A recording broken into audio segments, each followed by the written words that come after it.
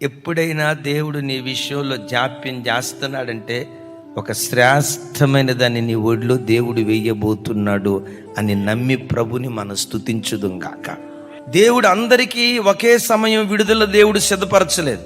ప్రతిదాన్ని విమర్శ చేయటానికి ఒక కాలాన్ని దేవుడు నిర్ణయించాడు.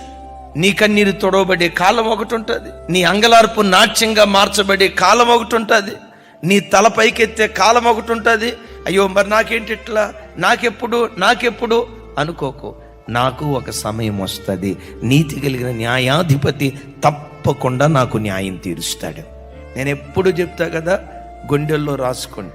ఏ విశ్వాస అయితే ఎక్కువ నిందలు అనుభవిస్తాడు, ఎక్కువ అవమానం అనుభవిస్తాడు, ఎక్కువ కన్నీటిని అనుభవిస్తాడు, ఎక్కువ వేదన అనుభవిస్తాడో, ఎక్కువ శ్రమలు అనుభవిస్తాడో, వాడే భవిష్యత్ కాలంలో దేవుని యొక్క మహిమను ఎక్కువగా పొందుకోవటానికి దేవుడు కృప చూపిస్తాడు.